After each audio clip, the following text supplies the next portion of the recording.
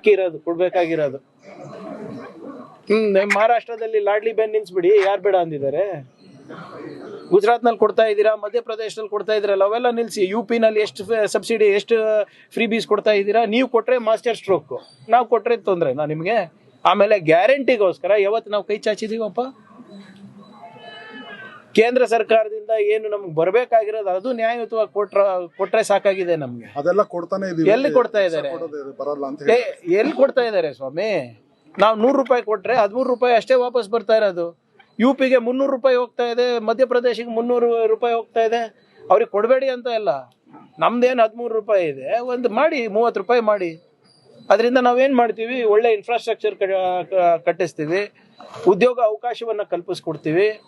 ಇವತ್ತು ದೇಶದ ಆರ್ಥಿಕ ಪರಿಸ್ಥಿತಿ ಸುಧಾರಣೆ ಆಗ್ತಿದೆ ಅಂದ್ರೆ ಅದು ನಾವೇ ಕಾರಣ ಅಲ್ಲ, ಕನ್ನಡಿಗರೇ ಕಾರಣ ಅಲ್ಲ. UP ಮತ್ತೆ ಮಧ್ಯಪ್ರದೇಶದಿಂದ ಏನ್ ಬರ್ತಾ ಇದೆ ಅಪ್ಪ ಹೇಳಿ ತೋರಿಸ್ಬಿಡಿ ನನಗೆ. ಗ್ಯಾರಂಟಿ ವಿಚಾರದಲ್ಲಿ ಒಂದಷ್ಟು ಗೊಂದಲಗಳು ಶುರುವಾಗಿದೆ, ಒಂದಷ್ಟು ನೀವು ಕೂಡ ಹಿರಿಯರಿದ್ದೀರಿ, ಗೊಂದಲಗಳಿಗೆ ತೆರೆ ಬೀಳುತ್ತಾ ಅಂತ ಹೇಳಿ. ಯಾಕೆಂದ್ರೆ ನೋಡಿ, ಬಹಳ ಸ್ಪಷ್ಟವಾಗಿ ಮಾನ್ಯ ಮುಖ್ಯಮಂತ್ರಿಗಳು ಹೇಳಿರೋದು, ಗ್ಯಾರಂಟಿ ಯೋಜನೆಗಳನ್ನ ನಿಲ್ಲಿಸುವ ಪ್ರಶ್ನೆನೇ ಇಲ್ಲ. Number 1 very clear, guarantees are not going to stop. ಎರಡನೇ ವಿಚಾರ ಏನಂದ್ರೆ, ಅರ್ಹ ಫಲಾನುಭವಿಗಳಿಗೆ ಹೋಗ್ಬೇಕು, ಪರಿಷ್ಕರಣೆ ಆಗ್ಬೇಕು ಅಂತ ಅಷ್ಟೇ. ನೀವೇ ಎಷ್ಟು ಸರಿ ಹೇಳಿದ್ದೀರಾ ನಮಗೆ, ಮಾಧ್ಯಮ ಸ್ನೇಹಿತರು, ಸರ್ ಬೇರೆ ಯಾರಿಗೂ ಹೋಗ್ತಾ ಇದೆ, ಸತ್ತವರಿಗೆ ಹೋಗ್ತಾ ಇದೆ, ಬೋಗಸ್ ಖಾತೆಗಳಿಗೆ ಹೋಗ್ತಾ ಇದೆ, ಅದು ಪರಿಷ್ಕರಣೆ ಮಾಡ್ಬೇಕಲ್ವಾ? ಆಫ್ಟರ್ ಆಲ್ ಇದು ಯಾರು ದುಡ್ಡು? ಜನರ ದುಡ್ಡು. ಜನರ ದುಡ್ಡು ಜನರಿಗೆ ಕರೆಕ್ಟಾಗಿ ಮುಟ್ಟಿಸೋದು ತಪ್ಪ? ಆಮೇಲೆ BJP ಅವರಿಗೆ ಏನಕ್ಕೆ ಆತಂಕ? ಅವರೇ ತಾನೇ ಗ್ಯಾರಂಟಿ ವಿರುದ್ಧ ಇದ್ದಿದ್ದು. ಈ ಗ್ಯಾರಂಟಿ ಪರಿಷ್ಕರಣೆ ಮಾಡ್ತಾ ಇದ್ರೆ ಅವ್ರಿಗೇನ್ ಸಮಸ್ಯೆ ಆಗ್ತಾ ಇದೆ? ಮಾಡ್ತೀವಿ. ಈಗ ನಮ್ಗೆ ಹೆಂಗ್ ಗೊತ್ತಾಗ್ತದೆ? ಈಗ ಒಂದ್ ಮೆಥಡ್ ಇರ್ಬೇಕಲ್ಲ ಸರ್. ಯಾರು ಬದುಕಿದ್ದಾರೆ, ಯಾರು ಸತ್ತಿದ್ದಾರೆ, ಯಾರು ಟ್ಯಾಕ್ಸ್ ಕಟ್ಟಿದ್ದಾರೆ, ಒಂದ್ ಮೆಥಡ್ ಇರ್ಬೇಕಲ್ಲ. ನೀವು ಅರ್ಜಿಗಳು ಹಾಕಿದಾಗ ನಮ್ಗೆ ಪರಿಶೀಲನೆ ಮಾಡಕ್ ಅವಕಾಶ ಸಿಗುತ್ತೆ. ಬ್ಲಾಂಕೆಟ್ ಆಗಿ ಕೊಡ್ಬೋದು. ಇಲ್ಲಿವರೆಗೂ ಯಾರಾದ್ರೂ ಹೇಳಿದಾರ ನಮ್ಗೆ ಸಿಗ್ತಾ ಇಲ್ಲ ಅಂತ, ಕಟ್ ಆಗಿದೆ ಅಂತ ಹೇಳಿಲ್ಲ ಅಲ್ವಾ? ಈ ಅಭಿಯಾನ ಪ್ರಾರಂಭನೇ ಮಾಡಿಲ್ಲ ನಾವಿನ್ನ. ಅದಕ್ಕೆ BJP ಅವ್ರು ಯಾಕೆ ಆತಂಕ ಪಡ್ತಾ ಇದ್ದಾರೆ? ನಿಮ್ಗೆ ಗ್ಯಾರಂಟಿಗಳು ಇಷ್ಟ ಇಲ್ಲ ಅಲ್ಲ, ಫಸ್ಟ್ ನಿಮ್ಮ ಕಾರ್ಯಕರ್ತರಿಗೆ ಹೇಳ್ರಪ್ಪ ಇದನ್ನ ಬಿಡ್ಲಿಕ್ಕೆ, ನಮ್ಗೆ ಬೇಡ, ಸರ್ಕಾರದ ದುಡ್ಡು ಬೇಡ ನಮ್ಗೆ ಅಂತ ಹೇಳಿ. ಅದು ಒಂದು ಅಭಿಯಾನ ನಡೆಸಿದ್ರಲ್ಲ ಮೋದಿಯವರು, ಗಿವ್ ಅಪ್ ಅಂತ, ಸಿಲಿಂಡರ್ಗಳು LPG ಬಿಟ್ಕೊಡಿ ಅಂತ ಮಾಡಿ, ಏನೋ ಗ್ಯಾರಂಟಿಗಳನ್ನ ಗಿವ್ ಅಪ್ ಮಾಡಿ, ನೀವು ಅಭಿಯಾನ ಮಾಡಿ BJP ಅವರು.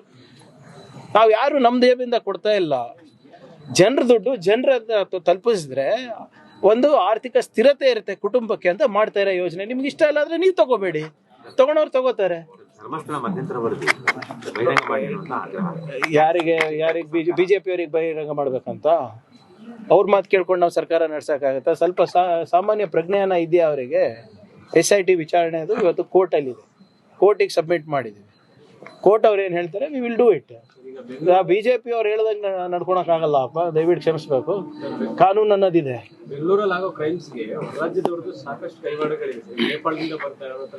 ನೇಪಾಳದಿಂದ ಇರ್ಬೋದು, ಬಾಂಗ್ಲಾದೇಶಿಂದ ಇರ್ಬೋದು, ಹೆಂಗ್ ಸರ್ ಬರ್ತಾ ಇದಾರೆ ಬೆಂಗಳೂರು? ನಮ್ದು are we sharing any international border? ನಮ್ದು ಬಾಂಗ್ಲಾದೇಶ ಜೊತೆ ನೆಂಟಿದ್ಯಾ? ಹೆಂಗ್ ಬರ್ತಾ ಇರೋದು?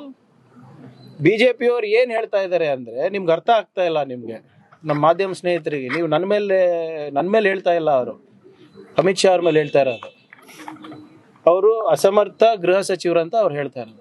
ವಲಸಿಗರು ಹೆಂಗ್ರಿ ಬರ್ತಾ ಇದ್ದಾರೆ ಬಾಂಗ್ಲಾದೇಶಿಂದ ಬೆಂಗಳೂರು ತನಕ?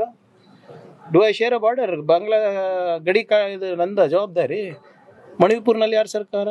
ವೆಸ್ಟ್ ಬೆಂಗಾಲ್ನಲ್ಲಿ ಯಾರು ಸರ್ಕಾರ? ಮಧ್ಯಪ್ರದೇಶನಲ್ಲಿ ಯಾರು ಸರ್ಕಾರ? ಆಂಧ್ರದಲ್ಲಿ ಯಾರು ಸರ್ಕಾರ? ಇಲ್ಲಿರೋರ್ನ ಪತ್ತೆ ಹಚ್ಚತಕ್ಕಂತ ಕೆಲಸ ನಾವೇ ಮಾಡಿದೀವಲ್ಲ. 300 ಜನ ಬಾಂಗ್ಲಾದೇಶಿಗಳಿಗೆ ವಾಪಸ್ ಕರ್ಕೊಡಿದೆ. ಸ್ವಲ್ಪ ಟೈಮ್ ಕೊಡಿ ಸರ್. BJP ಅವ್ರದೇ ನೆಂಟಿರೋದು ಇವ್ರಿಗೆಲ್ಲರಿಗೂ. BJP ಅವರೇ ಇವತ್ತು ಅವ್ರಿಗೆ ಕರ್ಕೊಂಡು ಬರೋದು. ಸರ್, ಈ ಬಿಡ್ದಿ ಟೌನ್ ವಿಚಾರವಾಗಿ ರಾಹುಲ್ ಗಾಂಧಿ ಅವ್ರಿಗೆ ಪತ್ರ ಬರ್ತಾರೆ, ಬರೀಲಿ. ಅದಕ್ಕೆ ಹೆಚ್ಚಿನ ವಿಡಿಯೋಗಳಿಗೆ ಪ್ರತಿಧ್ವನಿ ಯೂಟ್ಯೂಬ್ ಚಾನೆಲ್ ಸಬ್ಸ್ಕ್ರೈಬ್ ಮಾಡಿ, ಬೆಲ್ ಐಕಾನ್ ಕ್ಲಿಕ್ ಮಾಡಿ.